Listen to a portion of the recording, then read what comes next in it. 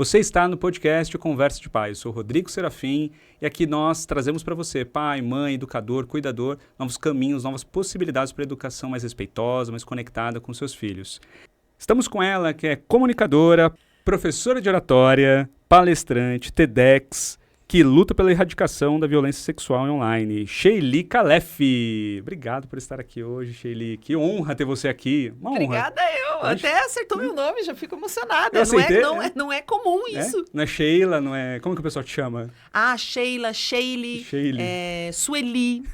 No telefone o povo acha que eu errei meu nome. A pessoa fala Sueli, eu falo sim, Sueli. Nem explica, é muito difícil. A senhora colocou H sem querer aqui na hora da digitação, então é legal, gostei. E, bom, primeiramente, obrigado por você estar aqui hoje. Obrigada, uma honra muito grande. Você, acho que impacta milhões de pessoas por aí com a forma que você fala, a forma que você se comunica. Sheili, o meu propósito é mostrar para os pais novas possibilidades para uma educação mais conectada com seus filhos. Qual é o seu propósito? Eu não acredito em propósito. Não? Não. Meu Deus! Não, eu já fui convidada uma vez para dar uma palestra sobre esse tema e eu falei, gente, não gosto de propósito. Ah, não, mas foi legal que eu tive que pesquisar bastante. Não, para mim você pode emprestar um propósito de alguém, você não precisa encontrar o seu, você não tem só um, cada fase da vida dá para ter um. Porque senão dá a impressão que a gente tem que achar o nosso propósito ou que ele é uma coisa grandiosa. E eu só tô aí, vivendo a vida. Não considero que eu tenha um propósito. Nossa, que revelador. Acho que foi a primeira vez. Eu venho aqui, as pessoas falam, transformar o mundo, mudar o meu planeta e não sei o quê, e você vem e fala, não tem propósito. Mas você sabia que isso que você falou agora, sobre emprestar propósito, é curioso, porque às vezes nós nos conectamos com outras pessoas que têm sonhos tão potentes como os nossos, e a gente fala, cara, eu gostei desse sonho, vamos junto, me dá emprestado aqui esse seu propósito, esse seu sonho, que eu quero viver junto com você. Acho que é mais ou menos isso? Emprestar propósito? Pode ser, emprestar. Ou o que acontece muitas vezes, até como professora de oratória, muita gente me procura e a pessoa está procurando o propósito e fazendo curso para achar o propósito. Eu falo, gente, gasta dinheiro fazendo as coisas. Para de tentar achar o tal do propósito e vai. Não precisa, sabe? Parece que virou de uns tempos para cá, principalmente no mercado corporativo, virou uma coisa de tipo, eu tenho que ter um propósito. E talvez até eu impactasse mais pessoas se eu ficasse dizendo que eu tenho um propósito de mudar o mundo. Eu quero erradicar a violência sexual. É um fato, não é um propósito. É uma coisa que me incomoda. Eu tenho tanta raiva da violência sexual. Acho tão absurdo a gente violentar pessoas e crianças e todo mundo, né? E a violência de uma forma geral, que eu quero acabar com isso. Então não é um sonho para mim, é um fato. Como que começou essa sua revolta, essa sua preocupação com a erradicação da violência sexual? Como que foi esse processo? Esse nome é difícil, né? Eu falo erradicação porque eu não gosto da palavra luta. Nesse sentido, eu concordo com a Madre Teresa de Calcutá, que é, né, que a Madre Teresa falava que ela não iria ela sempre iria numa caminhada pela paz, mas não em uma contra-guerra ou contra as armas. Então eu tenho um pouco isso é um princípio meu. Mas a erradicação é uma palavra difícil mesmo. Começa quando eu sempre fui uma pessoa muito indignada com tudo. Eu participava do Grêmio Estudantil, projeto social, eu sempre não podia ver uma causa que eu queria pegar, né? Minha mãe sempre falava que eu ia acabar morrendo como aquela freira que foi morta, que lutava pela causa indígena. Ah, tá, sei. Né, que trabalhava pela causa indígena. E eu falei, bom, se for isso, tudo bem. Eu estava sempre assim. Então, eu sempre sempre fui uma pessoa indignada com injustiça, inconformada. E eu sofri violência sexual na infância. Eu acho que eu comecei a falar mais disso. Eu já trabalhava esse tema, mas eu comecei a falar mais disso quando eu pude fazer terapia na vida adulta, entender bem o que aconteceu, ter bastante noção do tamanho do trauma, de como isso afetava a minha vida de adulta. E aí eu comecei a falar mais disso. Acho que foi aí que pegou mesmo. E aí você transformou isso numa conexão muito grande com pais hoje que seguem você. Acho que as pessoas te seguem pela forma que você fala. Acho que você fala de uma forma muito direta, né? Inclusive, você tem aquele bordão lá que, tipo, vem passar raiva, né? Vem passar uma raiva Vem comigo. passar raiva comigo, né? Porque você fala umas coisas que a gente não dorme à noite, a gente quer sair desligando tudo da tomada, mas você, por ser uma profissional da comunicação, você tem mais facilidade de pegar um texto, um tema tão complexo, denso, E trazer um pouco ali também de leveza em alguns momentos para que as pessoas consigam se conectar e entender. Como que você consegue fazer isso? E principalmente não gerando pânico nos pais. Tudo bem que você gera às vezes, né? Eu gero às vezes. No começo, o pessoal me chamava de terrorista, falava que eu exagerava. Agora todo mundo já entendeu que não é exagero, não. Que o bagulho é nervoso. Nervoso né? demais. Que nas redes sociais, se a violência sexual já é grande contra crianças e adolescentes, nas redes é aquela terra de ninguém. E a gente fala que é terra de ninguém, e é terra de ninguém. Nós não temos leis eficientes, falta regulação, não vamos confundir regulação com censura. A gente pode até fazer essa explicação, né, se você quiser. Então, ali, eu não sei te dizer como é que eu faço isso, mas eu uso as minhas habilidades de comunicadora para falar de assuntos que são difíceis de falar, que as pessoas não querem falar. E o silêncio não ajuda ninguém. Acho perfeito, você se posiciona.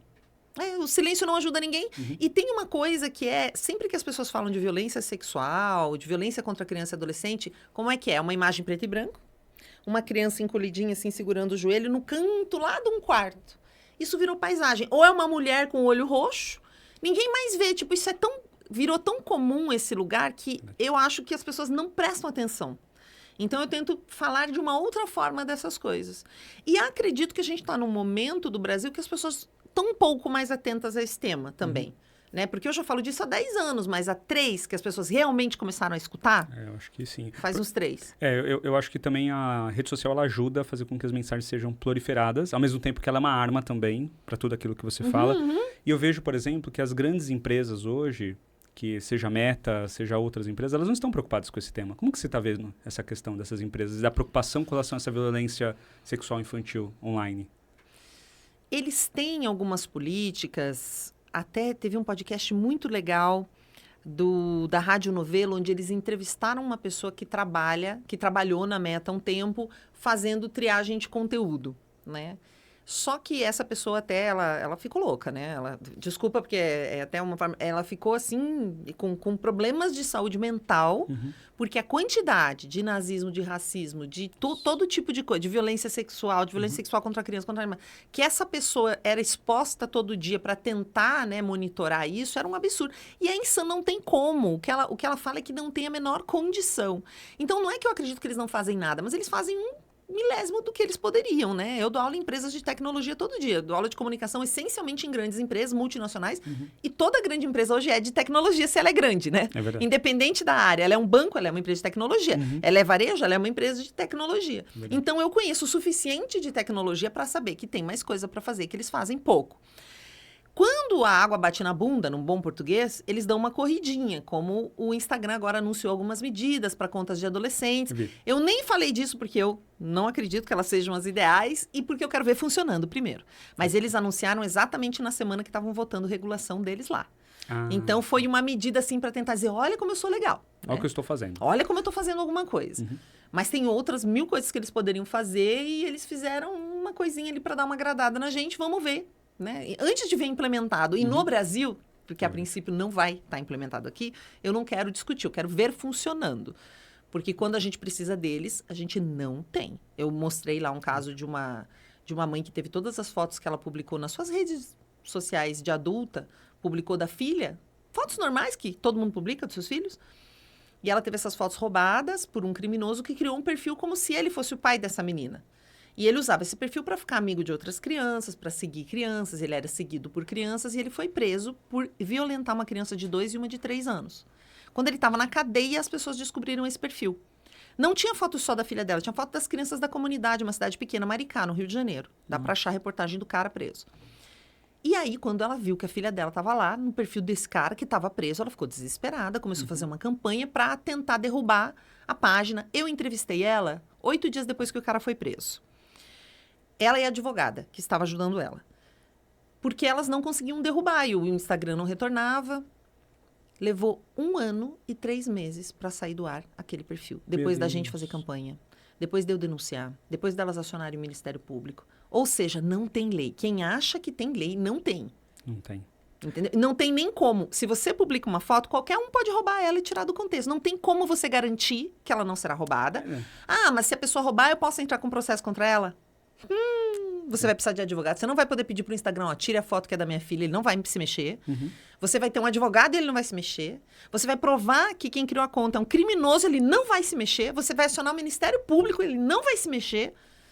Isso tudo foi feito com essa outra mãe. Todas essas esferas ali. Tudo.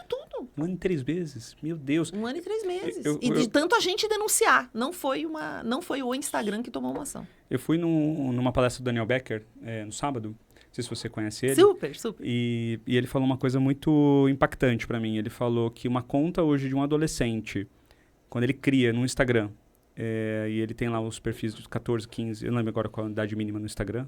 13 sempre, 13, mas né? tem muita criança menor. Tem, né? Tem verdade. Criou, colocou a foto, demora 3 minutos para essa criança ela ser abordada por alguém que queira fazer algo. Esse foi um teste. É um dado do dado. filme que eu até recomendo para vocês. É o melhor filme até hoje feito de parentalidade e tecnologia. Chama-se Childhood 2.0. Ele inclusive ele sugeriu. Tá no YouTube. É lá que elas mostram esse teste, assim. Na verdade, leva 1 minuto pro cara encontrar a criança. E eu acho que uns 3 para ela começar a receber mensagens. 3 para começar a receber mensagem. Chamada Perfeito. de vídeo. É isso. É 1 minuto. Porque eles pra fazem um começar, perfil fake, para vocês entenderem, né? Spoiler, mas não é muito spoiler. Eles fazem um perfil fake de uma menina de 12 anos que não existe. Eles manipulam fotos de uma mulher adulta, colocam lá um perfil que visivelmente é de criança e ficam monitorando o tempo, literalmente, assim, com o relógio, pra gente ver quanto tempo leva para ela começar a receber mensagens e pedidos de amizade de pessoas adultas. A primeira mensagem, inclusive, de foto que ela recebe é um pênis. Você tá brincando? É chocante. E assim, deixa eu te fazer uma pergunta, porque eu tenho 2 filhas. E aí agora, pro pessoal que tá lá em casa agora assistindo a gente. Como que os pais conseguem identificar o que tá acontecendo? Algum tipo de abuso, algum tipo de movimento, seja rede social, ou seja até fora da rede social. Seja um abuso, talvez no offline também. Acompanhando, né? Geralmente vai ser uma mudança de comportamento dessa criança. Como qualquer violência que ela vai sofrer. Então, ela pode não querer ir para a escola, ela ficava muito no celular, não quer mais ficar, ou ela não ficava, ela quer olhar o tempo todo. Distúrbios alimentares são muito comuns, então começa a emagrecer, não quer comer, ou começa a comer muito sem parar. Uma criança menorzinha pode voltar a fazer xixi na cama, por exemplo. Todas essas coisas que qualquer trauma vão gerar numa criança. Mas é uma atenção sobre o comportamento dela que vai te ajudar. Mas nesse caso, principalmente do universo online, é acompanhar a vida online dela.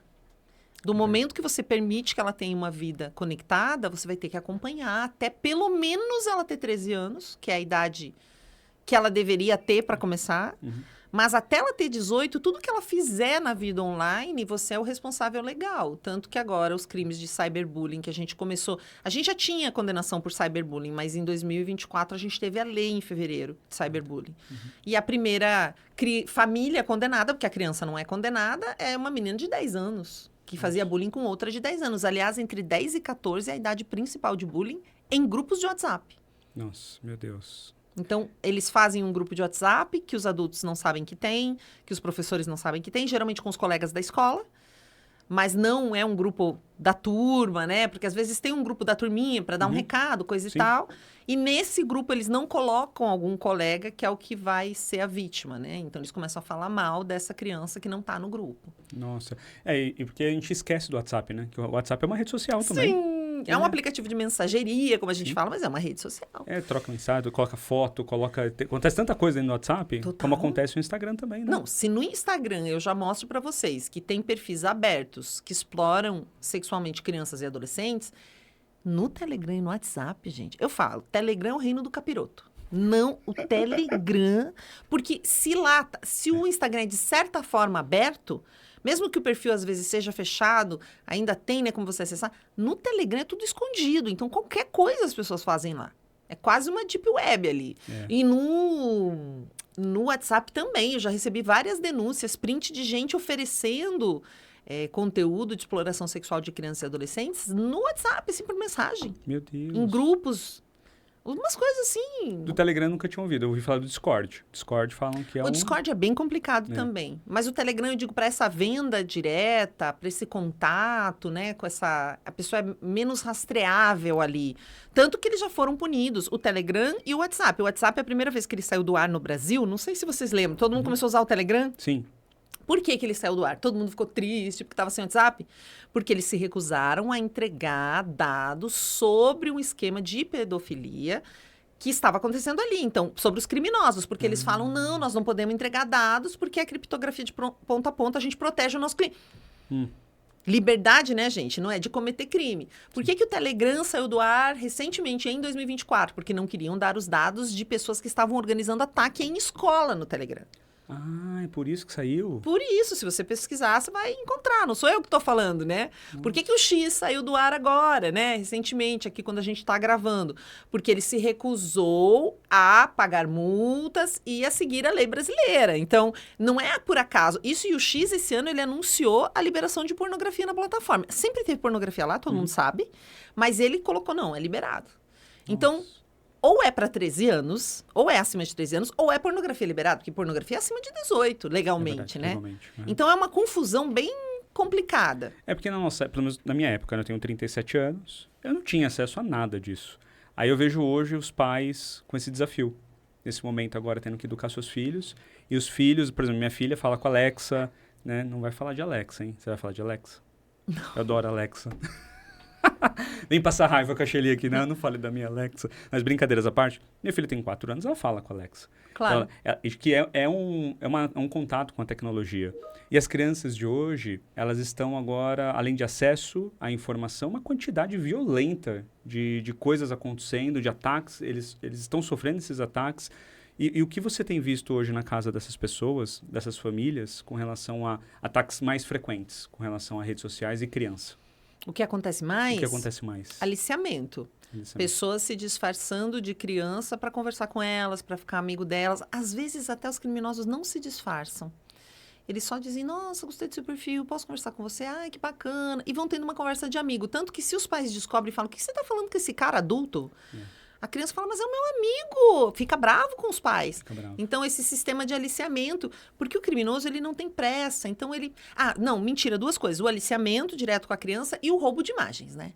O roubo de imagens, para tirá-las de contexto, é gigante. Então, acho que as 2 coisas. Então, tem esse aliciamento que ele vai se disfarçar de amigo, vai ficar conversando com a criança, vai criar um vínculo com a criança, vai dizer que tá apaixonado, né? Que é uma criança apaixonada, primeiro namoradinho. Muitos meninos acham que tem uma namorada.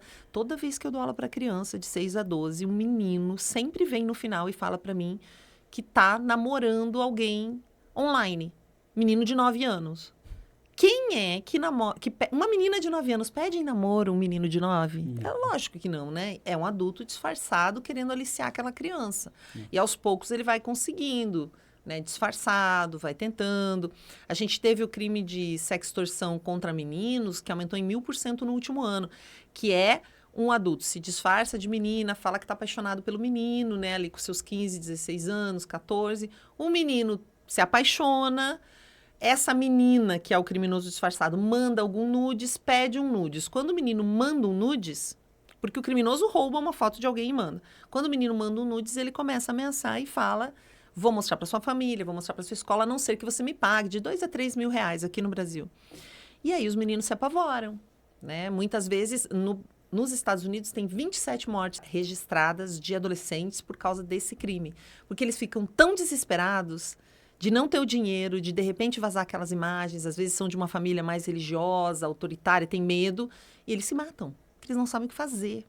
Tá um caos lá. Aqui a gente não tem essa contabilidade desses casos, mas eu conheci 2 meninos da mesma família que viveram isso, que é o que a gente chama de sextorção, né? Uma extorsão sexual, que sempre aconteceu com meninas, e onde mais acontece é com meninas, só que meninas eles não pedem dinheiro, eles pedem fotos mais ousadas ainda. E no Discord isso acontece muito.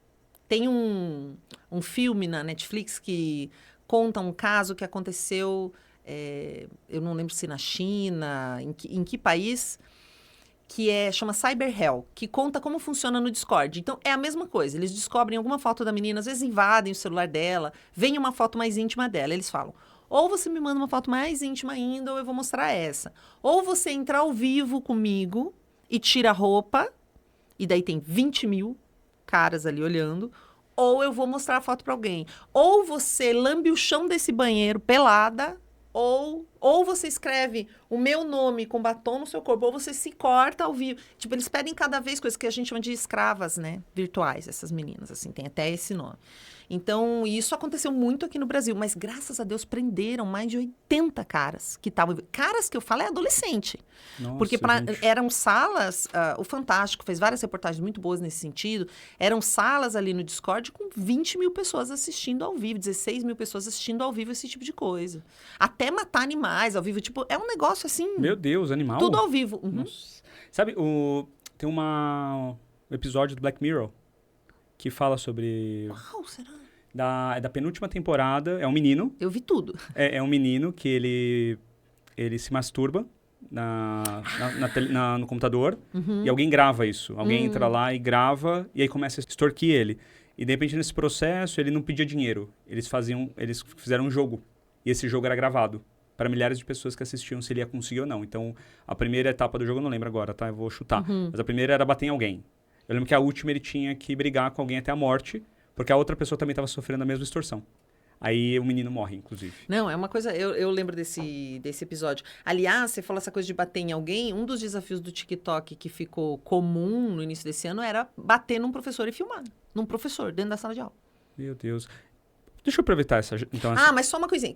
A gente falou de dois, né? Eu falei que um é o aliciamento, que é esse processo de conquista que um criminoso faz com as crianças quando elas têm acesso ao universo online sem supervisão. Eu já tô ficando com raiva, tá? O outro é isso. O outro é quando os pais, familiares, ou permitem que a criança poste imagens dela, ou eles mesmos postam. Então, quando você posta uma imagem de um filho seu, um criminoso pega essa imagem e tira de contexto. Ele coloca a imagem da sua filha brincando com a irmã num site onde tem mulher de perna aberta, visivelmente erotizadas. Então, acaba virando uma pornografia, entende? E ele fala que tem acesso à sua criança. Então, é um negócio, assim, muito chocante quando um pai descobre que as fotos de seus filhos estão junto com filhos de outras pessoas que ele desconhece num site de exploração sexual. E eu quero dar um exemplo bem forte, que foi um site que me mandaram um perfil no Instagram, falaram, Sheili, vamos denunciar esse perfil, e eu nem entendi por quê na hora.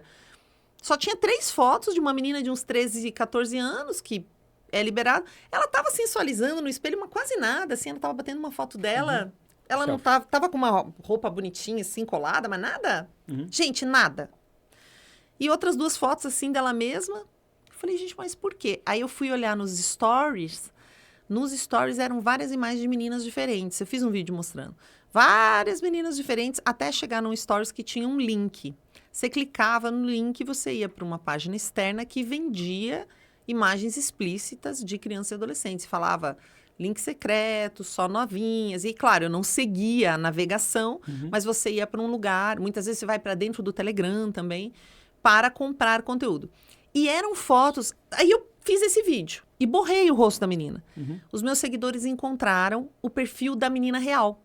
Uma menina que não é brasileira, é da América Latina, que tem... Aí eu mandei mensagem para ela, né, na língua. Ela não fala português, mandei a mensagem para ela, falei, olha, roubaram suas fotos, estão usando para isso e isso. E eles também encontraram, além do perfil real dela, mais um outro perfil que também usava as fotos dela para vender imagens. Um outro perfil, que cada um com 5 mil seguidores, perfis com muitos seguidores. E aí eu escrevi para ela, ela falou, meu Deus, quantos são? Eu só tenho 13 anos. Nossa. Aí a mãe dela escreveu para mim, eu conversei com a mãe dela, porque elas teriam que entrar com algo lá no país delas, né? Não adianta eu entrar aqui no Brasil, né? Ela teria que entrar lá. Esse que é um grande problema também das redes sociais. Eu vejo lá uma criança sendo exposta, ou sendo vítima, ou dentro desse perfil. Para quem que eu vou denunciar? Onde está essa criança? Em que lugar do mundo está essa criança? Para quem que a gente vai denunciar? Como vai denunciar? Vão encontrá-la ou não? Se é que ela já está viva, morta, em cárcere privado, a gente não sabe nada, né? Não tem como saber. O Daniel Beck falou um negócio também bem curioso. Ele falou que quando você coloca uma imagem na rede social, a partir daquele momento ela não é mais sua. Não, Você nada mais colocou, esquece, não é mais seu. Inclusive, até nesse dia, eu estava conversando com a minha esposa, eu falei, a partir de agora a gente não coloca mais fotos das nossas filhas. Eu, sinceramente, eu coloquei durante um período, Mas quando você vai entrando num nível de consciência como esse, né? Vai ouvindo e vai entendendo que existe. Não é um conto, não é uma história. É verdade, está acontecendo. E cada vez mais, quanto mais eu aprendo, mais eu vou ficando frustrado e fico... Como é que a gente falou aqui? Passa raiva. Passa raiva. Porque é frustrante para nós, né? Fala, poxa, é uma foto de uma criança. Qual é o problema nisso, né? Então, tem pais que falam, não, o problema está nos olhos de quem vê. Mas se tiver um site de pornografia... Não, exatamente. Só que com 6 bilhões de pessoas acessando a internet, né? 145 milhões é a média de quem acessa no Brasil, pelo menos a última vez que eu consultei o dado. Você me garante que 150 milhões de pessoas não têm problemas nos olhos, nesse sentido, né? Se o problema está nos olhos de quem vê, esses olhos todos são generosos, estão vendo crianças bacanas e são pais legais, né? Um outro grande problema que acontece é que a gente curte foto de criança. A gente curte, a gente comenta, a gente compartilha. A gente acha bonitinho. A gente acha bonitinho. Hoje tem muitas crianças que são exploradas em que sentido? Os adultos fazem vídeos para ganhar likes. Então, chega em casa, a criança está cheia de farinha. Isso já aconteceu de forma espontânea. Hoje, raramente, gente, esse tipo de coisa é espontânea. Ou, sabe, tá riscada de canetinha, riscou a parede. Tudo isso é montagem para ganhar like. Aí você vê uma criança com uma roupa super lindinha, você só fala assim, clica, manda pra sua mãe e fala, queria uma roupinha assim para minha filha também. Será que essa criança tá viva? Será que essa criança tá em segurança? Você não sabe nada, entende? É isso que eu acho que a gente ainda não tem consciência. Quando eu vejo uma imagem, eu não sei nada daquela pessoa. Se é uma criança, eu não sei nada. É uma imagem. E se tá ali a imagem, a probabilidade dela estar sendo explorada é grande. Principalmente se ela tá chorando, né? Eu vejo professores que fazem... Tem um professor que vive de conteúdo de criança. Ele faz imagem dos adolescentes, ele faz uma brincadeira lá que o adolescente se emociona, conta uma história pessoal e chora. E ele publica isso na rede social. Eu vi isso aí. Acho que eu até curti um negócio desse.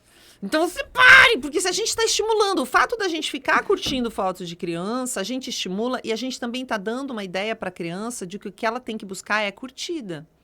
Eu já vi escola fazer campeonato, tipo a sala que tiver mais curtida no vídeo que a sala fez para divulgar tal evento da escola vai ganhar não sei o quê. Nossa, mas isso eu vejo muito. Deixa eu aproveitar. Posso aproveitar? É um absurdo total. Vou aproveitar, deixa para falar de escola. Eu ouvi um termo esses dias chamado cidadania digital. Ok. Sim. Você já viu esse termo? Sim, até a época a SaferNet lançou um curso de cidadania digital. A SaferNet é o órgão do... Saiu um Pato Branco aqui, que eu sou de Pato Branco. Ah, você é Pato Branco? Sou de Pato Branco. Saiu Ele é uma instituição não governamental, mas que tem apoio do governo, enfim... É safernet.org e eles que fazem as grandes pesquisas, onde a gente pode denunciar. E eles lançaram o curso de cidadania digital. E a ideia é que algumas escolas... É voluntário, mas que depois seja uma disciplina mesmo, né? Do ensino médio. Nossa, eu vejo assim como necessário. Sim, básico. Porque assim, eu não vejo hoje a tecnologia, um celular ou a internet fora da nossa vida, não tem como. Não, aliás, qualquer um pode entrar lá, safernet.org, e pegar as apostilas de como dar a aula de cidadania digital. Tem todo o passo a passo. Nossa, que legal isso. É bem legal. Por que eu estou perguntando isso? Porque você estava falando agora, né, dessa questão das curtidas que as escolas estimulam, porque assim, a gente entende que existe muita coisa boa também na internet. Seja pesquisas, informações, os conteúdos que, né, você, por exemplo, põe lá são, várias coisas interessantes. Você coloca muitos vídeos que ajudam as pessoas que estão passando por problemas. Inclusive, você ajudou a menina que estava sendo explorada com relação à foto. Como você acha que as escolas podem promover essa cidadania digital? Seja com os pais ou com as crianças ou com esses adolescentes. Mas só para a gente dividir aqui. A internet tem muita coisa legal para adultos. Ah, tá bom. Entendi. Entendeu? Não é à toa que as coisas são para maiores de 13 anos. O mental das crianças está desgraçado por causa das redes sociais, principalmente as redes sociais, né? Claro que existe, eu posso fazer uma pesquisa, eu posso entrar num grupo e conversar com alguém de outro país e fazer um intercâmbio cultural de alguma forma, mas tudo isso tem que ter orientação, porque eles estão com o cérebro em formação, gente. A gente está ficando neurado, não consegue largar o... Eu dou aula para adultos de grandes empresas, eu dou aula para a diretoria de um grande banco. A galera não consegue largar o celular. E não é porque eles têm que trabalhar, é por vício, sabe? É aquele toque no celular. Imagina a criança com o celular em sala de aula. Claro que tem que tirar o celular da sala de aula, é impossível. Mas a gente vai para adolescente, talvez não criança, adolescente. Mas adolescente acima de 13. 13. Acima de 13 teria que ser. Gente, eu não sou contra. Eu sei que eu dou aula para criança de 6 anos que já tem acesso. a internet. Eu sei que a gente dá... A média de entrega de celular para uma criança no Brasil é 6 anos. É super cedo. Então, beleza, tem coisas legais para adultos. Tudo é para adulto, tudo é para maior de idade ou para cima de 13. Então, quando ela tá lá, ela vai sofrer muito risco. A criança pequena, principalmente essa coisa da ansiedade, de achar que as coisas têm uma velocidade, de não conseguir concatenar uma ideia com início, meio e fim. E a cidadania digital, ela vai entrar numa ideia de comportamentos esperados. Né? O que é um comportamento legal? Mas não adianta a educação digital sem educação sexual, que é o que eu sempre falo. Porque a criança, quando ela é vítima no online, ela é vítima na sua sexualidade. Porque como a criança não tem dinheiro, o criminoso não tenta tirar dinheiro dela. Ele vai tentar transformar ela num produto que dê dinheiro. Foto, vídeo, Nossa, a criança isso é chocante em si. isso que você tá falando. Porque você é encontrado por criminosos todo dia no online, certo? Certo. Pessoas tentam dar golpe. Acho que todo brasileiro, pelo menos 2 vezes por semana, vou fazer um chute aqui, é encontrado por um criminoso. Alguém que tenta mandar um WhatsApp dizendo que não sei o quê, ou até que manda aquele recado celular muito comum ainda aqui em São Paulo. A gente recebe uma ligação falando, vimos uma compra de R$3.000 no seu cartão, a senhora reconhece? Clique 1, clique 2. Esses Todo golpes, dia, pelo menos 2 vezes por semana, você é encontrado por criminosos. Pelo menos 2 vezes por semana, os adolescentes são encontrados por criminosos. Pelo menos 2 vezes por semana, crianças com acesso à internet são acessadas por criminosos. Porque o criminoso, ele não faz distinção. E aí, ele sempre quer o quê? Dinheiro. Sempre o foco dele é esse. Dinheiro. Como criança não tem dinheiro, o golpe na criança vai ser um outro golpe para tentar tirar dinheiro de alguma forma, transformar ela em dinheiro. É um horror, mas para o criminoso, criança é uma coisa. Criança é uma cadeira. Criança é uma xícara. Né? É objeto. Porque quando eu falo assim da cidadania, eu acredito muito no nível de consciência. Quando você ensina a usar nos adolescentes, você usa para isso. Você usa para essa... Eu acho que também celular na escola acho que não combina. Concordo plenamente com você. Mas talvez a internet com o uso monitorado e para alguma coisa específica, sim. Específica. Até no celular. Porque o que acontece hoje é que as pessoas não têm computador. Isso é uma coisa muito elitista. Escolas com computadores, casas com computador. As pessoas não têm mais computador. As pessoas têm celular. E elas emprestam para o filho. Na época da pandemia, eu dei aula num projeto da Nova Escola que era para ajudar professores da rede pública a usar mecanismos digitais para dar aula. E nem os professores têm computador em casa. Nossa, é verdade. Então, muitos alunos tinham que esperar o pai chegar do trabalho para emprestar o celular para eles poderem acessar e fazer uma tarefa. E em alguns estados, tinha professores que fizeram campanhas para ajudar a colocar crédito no celular desses pais para os alunos poderem acessar. Sabe, tipo, é uma coisa, a gente fala de uma bolha muito pequenininha, muito pequenininha. E, claro, conhecimento é o que protege. Mesmo a criança pequena. Eu falo, quer dar um celular? A pessoa fala, com que idade eu dou um celular? Eu falei, não vou me meter na idade. As coisas estão lá, cada uma tem a sua. Eu seguiria a orientação das próprias plataformas. Vê lá. Qual a idade mínima para o WhatsApp? Vai dar 13. Qual a idade mínima para não sei o quê? Tudo vai ser 13 anos, até TikTok. Mas você quer dar antes? Tudo bem. Você tem que estar preparado como cuidador para falar de alguns assuntos. Violência sexual. Automutilação. Porque tem muito vídeo de automutilação. Suicídio. Crimes no ambiente virtual, cyberbullying e comportamento. E também mentiras e fake news. Porque do mesmo jeito que a gente é vítima disso, crianças e adolescentes também são, né? E como você acha que os pais podem... Se você tá pronto para falar desses assuntos, pode dar um celular, filho. Vai tranquilo. Vai na fé. Vai na fé. Mas você tem que, sabe? Não é uma coisa... quem sabe... Ai, Sheila, mas a minha filha tem 6 anos. Como é que eu vou falar para ela de violência sexual? Bom, então talvez não seja a hora dela ter um celular. Acho que aí é a dica, né? A dica tá aí, entendeu? Perfeito. E como você acha que os pais que deram celular podem criar mecanismos ou processos para monitorar os filhos nas redes sociais ou com o celular? Eu acho que a palavra monitorar, ela é boa, porque existem até o que a gente chama de aplicativos de controle parental, mas o lance é conversar. Vai ter que conversar de volta. Já tive amigas que disseram, filho, a mãe não sabia que tem tanto risco na internet para criança e adolescente quando te deu o celular, mas agora a mãe sabe, então nós vamos ter que fazer um combinado aqui. É combinado. Tanto que lá no meu perfil no Instagram, eu deixei lá no link uma coisa que eu chamo de acordo de geladeira. Essa é a minha sugestão para as famílias. Que você imprima aquele acordo, mude os itens que você quiser. Lá eu deixei alguns itens que eu acho fundamentais para conversar. Para a família conversar. Quais vão ser as regras? Qual vai ser o nosso combinado? Por exemplo, quando é pequeno, não dá para deixar o celular no quarto à noite. Porque a gente sabe que a tela vicia. E a gente começa a ver um negócio e ver mais um. E a gente, que é adulto, não consegue desligar para dormir. Né? A criança, ela vai ficar... E os maiores crimes de criança com criança, né? De cyberbullying, de ataques uma com a outra, é na madrugada. Quando os adultos não estão monitorando e elas estão com o celular no quarto e não estão dormindo, estão lá. Aí ela começa a ter um desempenho escolar ruim, ela começa a chegar com sono, ela começa a ter problemas até de peso, porque dorme mal, aí come mal. Você precisa do sono, sabe? As crianças precisam dormir, a gente precisa dormir. Então, se a gente não dá conta, imagina eles, né? Então, tem alguns acordos. Então, que hora que a gente para? Se vai poder botar o celular na hora do almoço ou não? Antes do café da manhã, ninguém vai pegar no celular nessa casa, nem os adultos. Vamos combinar isso, sabe? Qual é o combinado? E é um combinado para a família inteira, não é um combinado só para adolescente, porque a gente é o exemplo, né? Então, não ficar colado no celular quando você está no momento em família com o adolescente. Gente, eu sei que tudo isso... Ai, Sheila, mas isso é o mundo ideal. Mas não, você vai fazer o que dá. Se você trabalha em casa, você vai ficar com o seu celular apitando e é meio isso que tem para hoje, né? É isso aí. Ele vai te incomodar, você vai ter que explicar. E é conversa.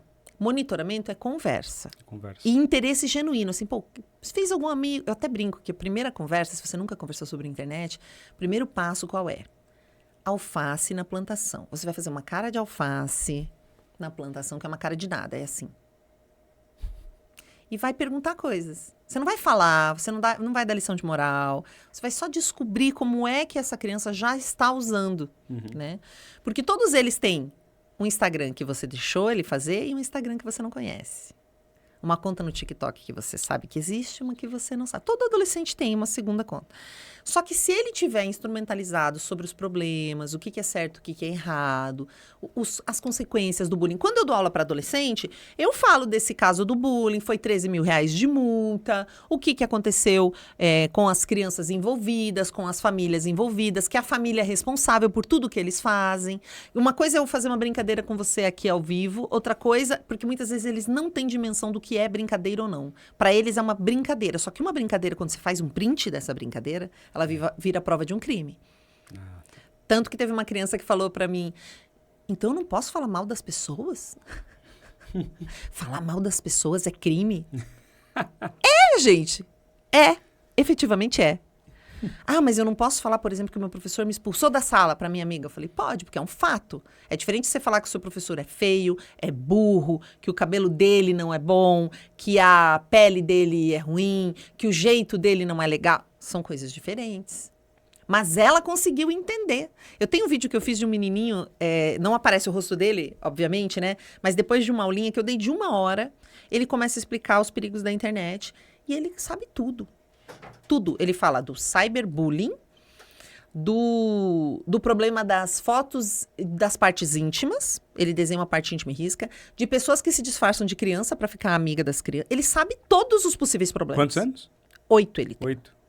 Ele era o mais pequenininho da turma, assim, e a vozinha dele. E ele vai explicando, e eu mostro o vídeo para umas amigas, elas falam, meu Deus, mas nem eu sei disso que ele tá falando.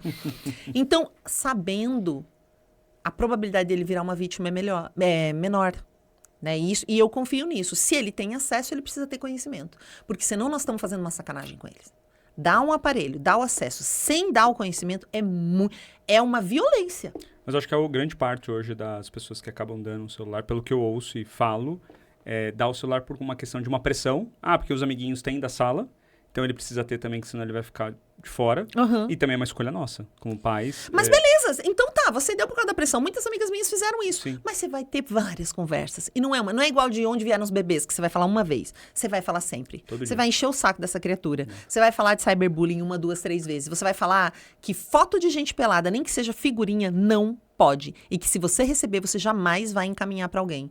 Porque o que aconteceu, por exemplo, naqueles casos, vamos pegar casos emblemáticos que deixam as pessoas estarrecidas, quando os meninos lá do Colégio da Barra, e agora já aconteceu de novo em todos os estados brasileiros, praticamente, de 14 anos fizeram imagens das colegas nuas, né? Pegaram a inteligência artificial e fizeram as imagens das colegas nuas. Como é que as pessoas ficaram sabendo disso? Porque estava correndo imagem nos grupos. Um recebia, mandava para o outro, que mandava para o outro, até um abençoado olhar aquilo e falar, isso está errado, e falar com o adulto.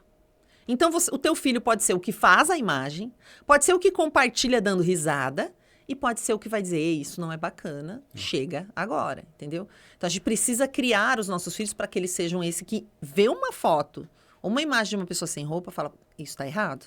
Uma criança de 6 anos consegue entender isso. Você não precisa dizer para ela, o criminoso sexual vai tentar... É difícil ela entender crime sexual. É muito pequena. Mas ninguém pode te mandar uma foto sem roupa.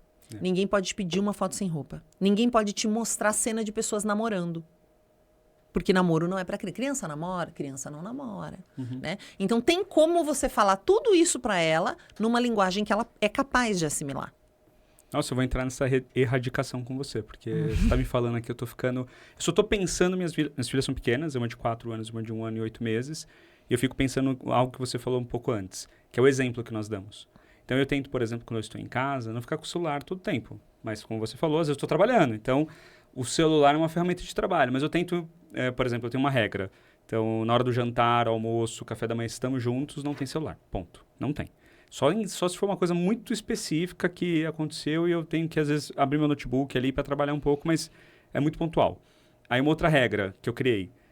Depois do banho, eu não mexo mais no celular e, inclusive, não levo meu celular para o quarto. Porque eu também tenho que exercitar o meu processo. Meu celular fica preto e branco depois das 9h30, então já fica um pouco desconfortável até para usar.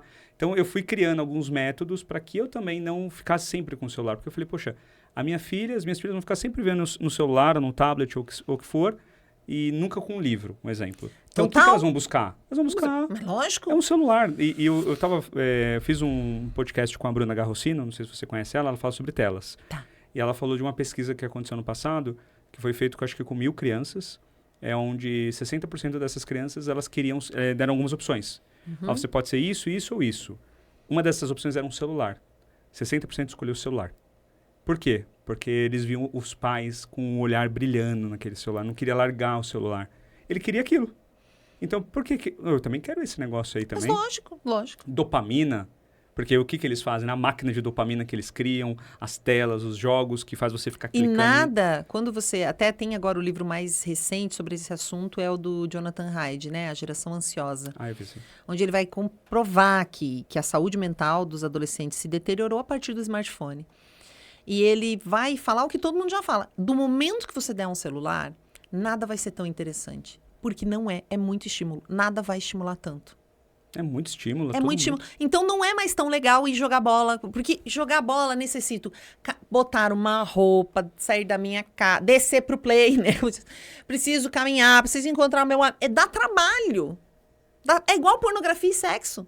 Por que os homens brasileiros todos são viciados em pornografia e muitas mulheres também? Que não dá um clique. É muito rápido. Aí dá até preguiça. A gente tem toda a geração Z, que é a minha geração, parece que é a que menos transa, né? Segundo as pesquisas. Por quê? Tá viciado em pornografia. Porque transar dá trabalho. Dá trabalho. Você tem que encontrar a pessoa, daí você vai chamegar, daí você vai sentir a pessoa e tal. É um trabalho bom de ter, mas é todo um processo, um trabalho de conexão. Não é em 5 minutos eu tô gozando. Ou menos, né? Dependendo do filme. E a pornografia é cada vez mais violenta, porque ela precisa, como você vai acostumando, ela precisa ser mais e mais e mais violenta. Então, a gente nem questiona essas coisas. E os nossos adolescentes, eles começam a consumir pornografia com 9 anos de idade. Essa é a média mundial. O Brasil, alguém falou num evento que foi outro dia, que foi 7, mas eu não sei qual é a fonte. Com 7 anos. E onde que eles acessam pornografia? Na internet. E não porque eles procuraram pornografia. Não porque ele disse assim, um menino de 9 anos não pensa assim, quero ver teta. Não é isso. Não é isso. Não é como as pessoas imaginam que ele está procurando. Aparece para ele. Aparece para ele. Porque aparece para nós. Eu no meu Instagram, que eu sigo um monte de gente legal, volta e meia aparece lá umas mulheres seminuas só fazendo pose. Eu falo, gente, eu nem sigo essas pessoas. Por quê, né? O que você tem a dizer sobre aquele jogo do tigrinho lá, que são jogos de apostas para crianças? Primeiro, acho que o nome tá errado. Devia ser Cassino do Tigre ou Cassino das Garras. E o layout também tá muito errado. Porque não é um jogo infantil, não é um jogo, para começar, né? Cassino não é jogo, não existe probabilidades, não tem outro jogo. Não é um jogo, é um cassino. E eu acho que intencionalmente eles colocam o nome Jogo do Tigrinho, colocam um tigrinho super infantil. As cores são super infantis. Usando criança. Quando eu dou a aula para criança pequenininha de perigos na internet, que é uma palestra interativa que eu dou lá, é uma atividade, na verdade, Todas elas, quando eu falo de perigos, muito raro elas desenharem perigos. É uma atividade lúdica, com desenho e tal. Mas quando elas desenham o tigrinho. E elas desenham tudo. Elas desenham aquela tela inicial, que é bem colorido, o tigrinho, as cores e tal. Porque aquilo chama a atenção de uma criança. Então, o que eu acho dos jogos de aposta é que é um absurdo eles serem liberados, né? Sim, é como... Nossa, não... É um absurdo eles serem liberados. E existe um apelo muito grande de viciar a criança em jogo em todas as plataformas digitais desde muito pequena. Por exemplo, o TikTok não tinha essa coisa de moeda para cada coisa que você faz lá dentro. Mas o Kawaii, quando ele entrou no Brasil, ele veio com essa história. Tudo que você faz lá, você ganha ponto, você ganha... É tudo moedinha. Tudo simboliza dinheiro, apesar de não ser. Hoje até é, né? 20, não sei quantos centavos de centavo você troca por alguma coisa. Aí o TikTok começou a imitar. Tanto você entra no TikTok, hoje tem uma coisa de moedas, não sei o quê. Aí você traz alguém, você ganha. Você assiste vídeo, você ganha. Teve aquele momento de live de NPC, que você trocava não sei o quê, dinheiro. Tudo é colocando na ideia da mente da criança ganhar moedas, ganhar dinheiro. Dinheiro é a coisa mais importante do mundo. Dinheiro é a coisa mais importante do mundo. Eu não conheço um adolescente de 15 anos que não tenha jogado tigrinho ainda. Quando eu dou aula, e olha que eu... Tipo, dou aula no SESC, né? Nas organizações que me chamam, nas escolas. Todos já experimentaram, principalmente os que gostam de futebol, porque essa galera do futebol, os astros do futebol, eles falam muito, né? Eles divulgam muito essas apostas. Então, todos eles já jogaram alguma bet, alguma coisa assim. O que é um absurdo maior ainda, porque mal e mal eles têm dinheiro. Quando tem uma mesadinha e eles acabam gastando nisso ou gastam o dinheiro dos pais. Se o adulto... Gente, a gente tem que pensar assim. Se o adulto cair em golpe... Eu tava vendo o Ratinho caiu em mais um golpe. O Ratinho já caiu, o apresentador, né? Tava vendo uma notícia de que ele caiu num golpe. Ele caiu naquele golpe do pai, paga um boleto pra mim que eu não consigo. Ai, meu Deus. Se um adulto com acesso à informação, como o Ratinho, né? Que é um apresentador que todo mundo conhece, cai em um golpe, é vítima de criminosos. Eu não gosto da expressão cair em golpe e parece que a pessoa tropeçou. Não, é vítima de criminosos experientes. Imagina uma criança. Se um adulto se vicia no jogo ao ponto de perder tudo que ele tem, ao ponto de querer... Eu vi hoje uma reportagem de uma moça que ela estava no puerpério com um bebê pequeno e ela perdeu todo o dinheiro da família, ela tentou tirar a própria vida. O marido policial, ela estava indo atrás da arma dele porque ela perdeu toda a herança que a mãe dela tinha ganhado, assim, porque ela sempre achando, e é muito interessante o depoimento dela, porque ela fala, eu queria recuperar o dinheiro, eu estava indignada, como que eu perdi se eu já tinha ganhado antes? Porque eles vão fazendo a pessoa ganhar, perder. Então, se os adultos... estão viciados em tela no celular, são vítimas de criminosos, estão viciados em jogos, imagina criança e adolescente, gente. É óbvio que é mais fácil viciá-las. Então, para mim, tudo isso é uma estratégia de viciar a criança desde sempre. Esses joguinhos inocentes de criança, tem muito joguinho legal. Meu sobrinho de 3 anos joga uns joguinhos no tablet. O de 14 joga jogos também. Ele tem muito jogo de tabuleiro que ele adora. Todos eles têm uma coisa de ganhar moeda, sobe a moeda, sei o que é a moeda. Tudo é a moeda, tudo é a moeda.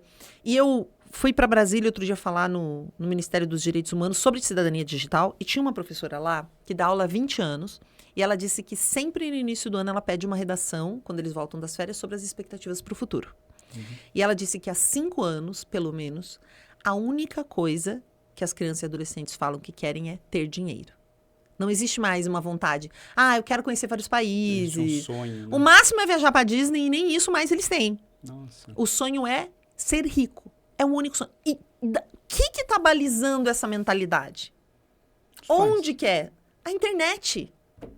A internet. O pai incentiva a criança a ter uma profissão. Ele sabe como funciona a vida real. A internet, talvez, na comparação. Não, desse monte de coach dizendo que você consegue ser rico com 3 cliques, que você vai ter seguidor, vai ser rico. As crianças querem ter seguidor, querem ficar famosas na internet, querem ser ricas. Como se isso fosse uma verdade. Também é outra mentira da internet que elas ficam consumindo. Então, tem todos os crimes dos quais eu falo, tem o vício em telas, mas a internet, ela baliza os pensamentos de uma forma muito prejudicial. Eu já conversei com criança que acredita, que tem muitos seguidores, nunca ganhou R$1. Tem seguidores porque aconteceu alguma coisa na vida dela e ela viralizou com alguma coisa. E daí depois não aconteceu nada, né? Mas ela acha que vai acontecer. Né? A criança está vendendo no semáforo. Doce no semáforo. É famosa porque algum videozinho viralizou. E acredita que nunca mais vai precisar trabalhar porque ela vai ficar rica na internet. E a vida não vai ser isso para todo mundo. E não é, e não será. Esse lance Então, para mim, desculpa, é que você perguntou do jogo, eu fiz toda essa analogia, porque eu acho que ele tá dentro dessa lógica do dinheiro, do dinheiro, do dinheiro, do dinheiro. Eu ia falar do dinheiro, porque o Tigrinho viu uma matéria, não lembro qual foi, não sei se foi Folha, foi um veículo grande, do endividamento das famílias por conta desse jogo. assim, é gigante. Tá falando ali de famílias que, por exemplo, vão ter que pagar valores ali que eles não ganham nem no ano.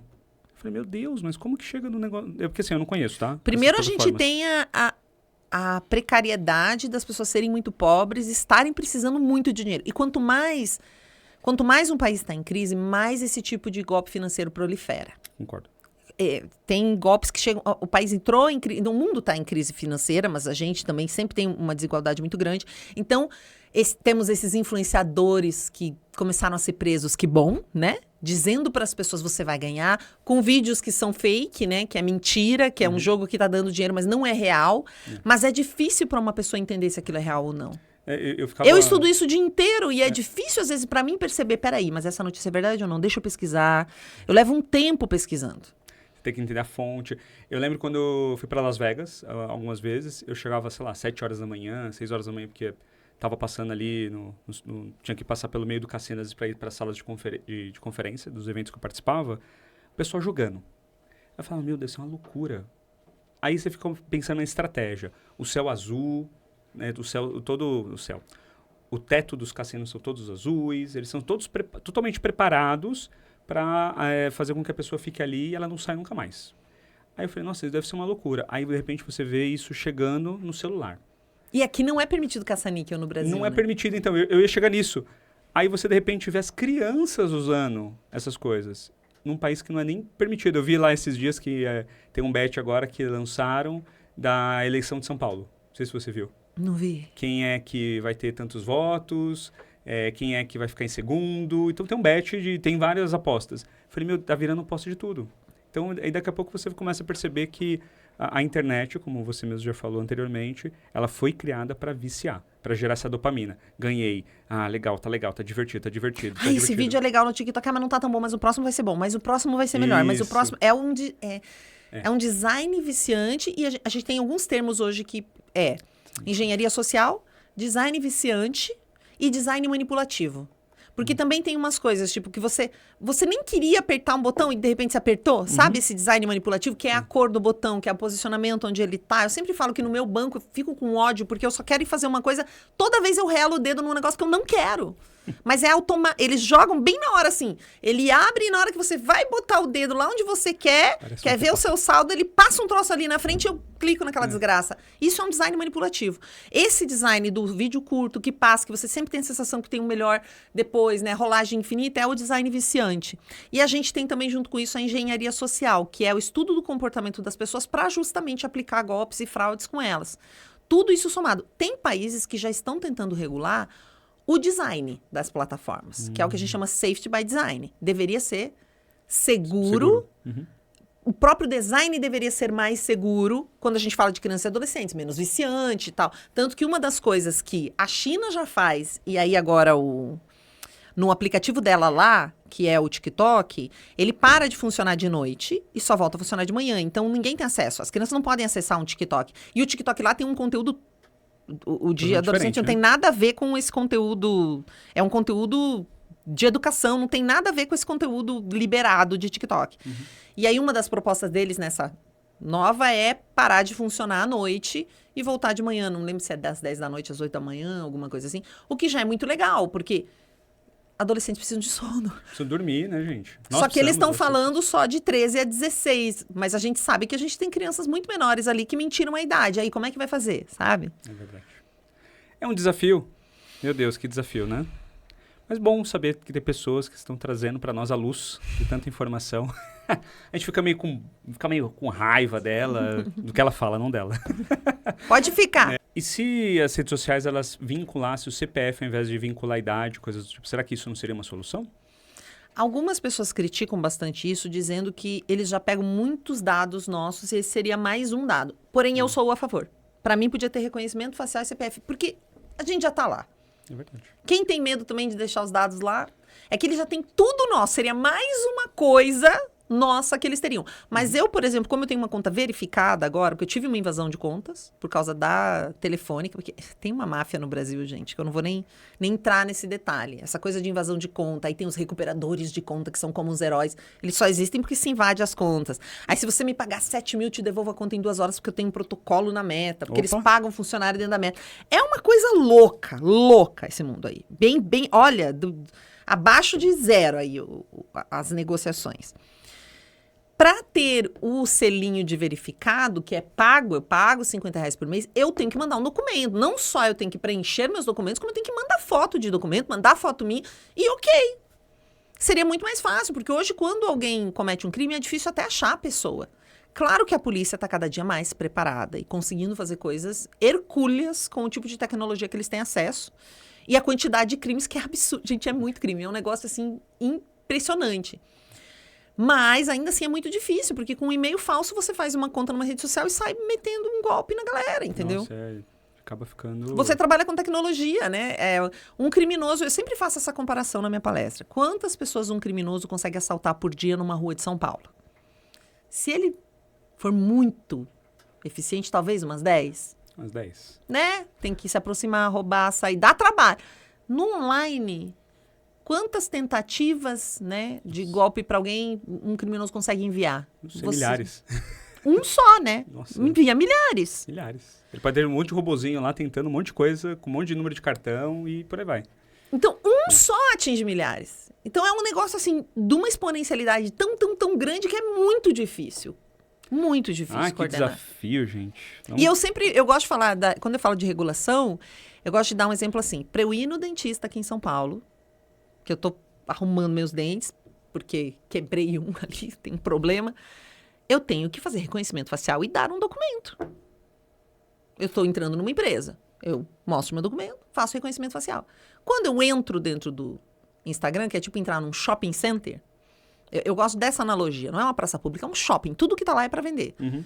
Eu não teria problema nenhum em fazer o meu reconhecimento facial. E eu já dei, no meu caso, já dei meu documento, né? Porque é obrigatório para ter esse selo. Então, eu não vejo um problema tão grande. Não acho que esse dado é o que vai fazer a grande diferença. Mas alguns pesquisadores vão bater nessa tecla, né? De que a documentação seria mais dados e mais dados de criança e mais dados de adolescentes. Tá.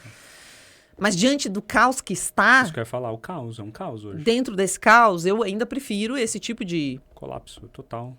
Né, de regulação no sentido de ter até uma verificação facial para você acessar, do que ficar do jeito que está. Concordo plenamente. É tipo andar num lugar e esbarrando em criminoso, a gente fica, uou, tipo o cara do Matrix. Opa, um criminoso por aqui. Opa, no WhatsApp. Opa, no Instagram. Opa, no TikTok. É muito complicado. Cara, mas eu recebo muito golpe. Nossa, é impressionante. É e-mail da empresa, eu tenho 5, 6 e-mails lá, todos os meus e-mails pingam coisas estranhas e diferentes. Phishing, então, nossa, meu Deus. Bom, já estamos chegando ao final do nosso podcast. Eu tenho uma pergunta que eu faço para todo mundo. Tenho 2 perguntas. A primeira, eu fazia de um jeito, eu mudei esse jeito depois de um convidado. Que é, se você pudesse mudar algo no mundo, o que você faria? Mas esse convidado que veio aqui, que foi o Rafael da Sanko Family, falou assim, cara, a gente pode mudar o mundo. Desde que a gente acredite. Você está mudando o mundo. Então, se você pode mudar o mundo, o que você faria para mudar o mundo hoje? CPF em todo mundo e biometria facial nessa galera. Não, se pudesse fazer uma coisa a mais do que eu já faço... Não, eu acredito que é possível, que é possível erradicar a violência sexual. Eu acredito que isso é possível. Pareço todo mundo fala, doira, utopia. Eu falei, tá aí, né? Não tem problema nenhum. Eu acredito nisso e a coisa que eu faria hoje, no Brasil ao menos, é qualquer pessoa que trabalhe com criança e adolescente ser obrigada a passar por um treinamento de prevenção ao abuso e estatuto da criança e do adolescente. Porque o que eu percebo é que as pessoas não conhecem as leis e o abusador, ele sempre vai tentar estar perto da criança de alguma forma, né? Então, às vezes um professor, ele tem que perceber que o outro professor está aliciando aquela criança. Ele não consegue nem perceber, porque não passa na mente dele, eles não têm noção dos dados. E o que eu tenho visto muito, e tem professoras que me escrevem, teve uma professora que me escreveu essa semana falando, olha, Sheili, o que eu posso fazer? Porque aqui na escola a gente não pode trocar fralda, homens não trocam fralda das crianças, por uma convenção nossa, apesar de terem auxiliares, né, de estudo. Mas esse troca. E eu já vi que ele tem umas crianças de 4 anos que ficam coladas nele, elas não saem para brincar nada, as meninas são meio fissuradas nele, porque ele puxa o saco delas e tal, e eu já acho um comportamento muito estranho, já falei com a diretoria, ele já deu de dedo na minha cara, tipo, já teve uma treta, a diretoria não fez nada, trocaram ele de sala, ele faz a mesma coisa na outra sala. Eu não sei o que fazer, eu falo, cara, não é alternativa, existe uma lei chamada Menino Bernardo. Qualquer pessoa que trabalhe com criança é obrigada a informar possíveis violências. Mas eu não tenho provas. Você não precisa ter prova, quem tem que ter prova é a polícia. Se você esperar para ter prova, eu vou ter uma criança estuprada, para daí eu ter eu não posso esperar ter uma prova. Então, já existia essa lei. E aí, em 2022, a gente tem a lei Henri Borel, que obriga qualquer pessoa, independente dela trabalhar com criança ou não, a denunciar violência ou possível violência contra a criança. Então, a gente é obrigado por lei. E se a pessoa for um parente e não denunciar, a pena dela aumenta em 3 vezes. Eu tenho que obrigar o tio, a tia, a mãe, o vô, a denunciar a violência que alguém da própria família faz contra a criança. Seja essa uma violência sexual, física, enfim.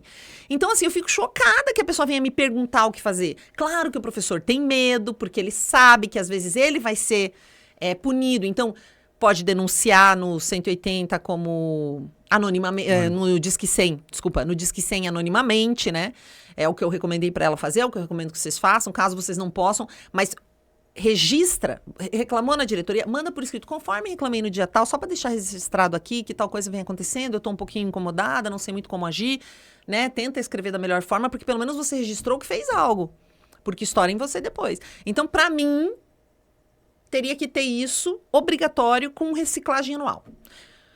Igual eu falo, quando eu trabalhava num teatro, eu tinha que fazer treinamento de brigada de incêndio todo ano, obrigatório, com reciclagem. E é assim, todo lugar público você tem que fazer um treinamento de brigada de incêndio, anual. Tem muito menos incêndio do que criança estuprada. Muito menos, nossa, incomparável. Concordo. Como é que eu não estou fazendo um treinamento obrigatório sobre prevenção ao abuso e leis do Estatuto da Criança e do Adolescente, sabe? Eu vou conectar isso à compliance lá. A gente até falou offline aqui. Eu sou obrigado a fazer todo ano um treinamento de compliance.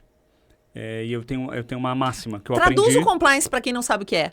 É um treinamento de boas maneiras no ambiente de trabalho para que você não tenha questões de lei antissuborno, boas práticas com relação a assédio moral dentro do meio de trabalho, seja para líderes ou liderados e por aí vai. Então, esse treinamento eu tenho que fazer todo ano. Inclusive, como a minha empresa ela tá listada na Nasdaq, uma empresa americana e está na Bolsa de Valores, é obrigado pela Bolsa de Valores que todos passem por esse treinamento.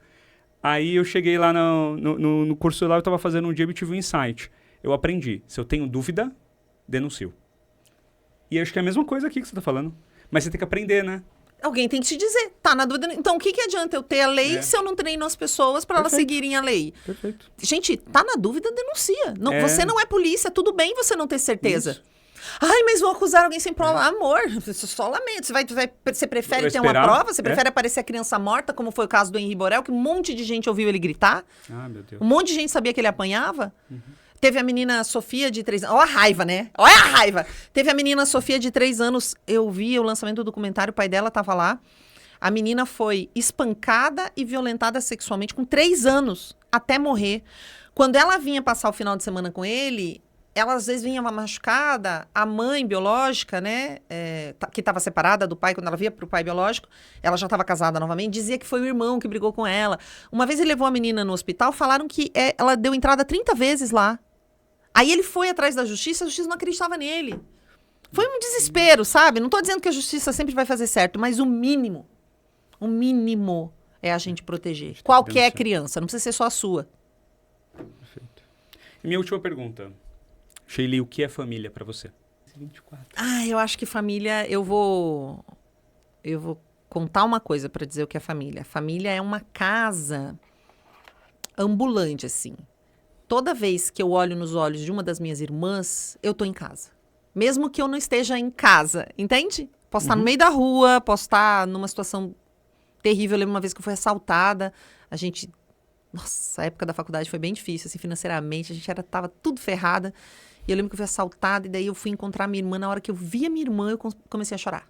Tipo, eu aguentei todo o tempo, na hora que eu vi ela. Então, até hoje, eu olho no olho de uma irmã minha, eu tô em casa. Então, eu acho que família é isso. É um olhar... Eu tenho amigos também que eles têm essa casa dentro do olho. Família é uma casa dentro do olho. Pronto. Adorei. Acho que eu gosto porque todo mundo vem falando coisas muito diferentes. E você falou uma coisa bem diferente. E é verdade, porque eu lembro de quando minha avó faleceu, eu também fiquei super bem, tava lá ajudando, tava junto com meu pai, a gente tava fazendo as papeladas e tal. Quando chegou a minha prima, que é uma prima que é com minha irmã, que inclusive é super fã sua, quando eu vi ela, cara, parecia que tinha acontecido naquela hora. Parece que a gente... Nossa, alguém vai me acolher. Agora eu vou ser acolhido. Não sei se esse é o sentimento que você sentiu com a sua irmã. E a família... É o olho. Como é que você falou? Uma casa dentro do olho. Tô em casa, tipo, tem uma casa aqui. Não, nem no sentido até de acolher, mas de você lembrar quem você é, sabe? Às vezes você tá meio perdido, origem, né? Você olha assim e você fala, não, peraí. De onde você veio, né? Isso aqui sou eu. Legal, gostei. Shelly, muito obrigado pelo bate-papo. Como as pessoas te acham nas redes sociais? É só lá no meu @ no Insta, tá facinho, @Sheyli, SHEYLLI. Eu errei bastante o seu nome, viu? Quando eu escrevi. Todo mundo. Não, se uma pessoa acerta o meu nome, eu já falo, gente, será que é um stalker? Já tenho medo da pessoa. Legal. Muito obrigado. Adorei o bate-papo. Foi muito bom. Acho que com essa nossa conversa aqui, acho que com certeza ajudaremos muitas pessoas a erradicar a violência sexual, seja tecnologicamente, seja no offline, seja em tudo, porque o que vale é a informação. Quanto mais a gente leva a informação, mais a gente transforma. Concordo. A gente eleva o nível de consciência das pessoas. Obrigado, Marina. Ficamos aqui no final desse podcast. Eu não falei o tema no começo porque eu não falei de raiva o tema do podcast. Vem passar raiva com a Shelly. Terminamos o podcast hoje, foi incrível estar com ela aqui hoje. Você já conhece a Escola Colegari, uma escola que tem a criança no centro de tudo, onde nós preservamos realmente a infância, mostramos para as crianças o que é vivenciar na prática, explorando, aprendendo, se divertindo. Vai lá conhecer www.escolacolegari.com.br. Obrigado, você que ficou aqui, vai lá, dá o like, né, Danilo? Falei errado outra vez. Dá o like no Spotify, dá o like no YouTube. A gente está começando a receber mensagens no Spotify. Sabia que dá para receber mensagens no Spotify? Sabia, agora dá, né? Muito legal, né? Muito legal, tô conversando com as pessoas no Spotify, tá incrível. Obrigado por você ficar aqui até o final. Te vejo na próxima semana. Tchau, tchau.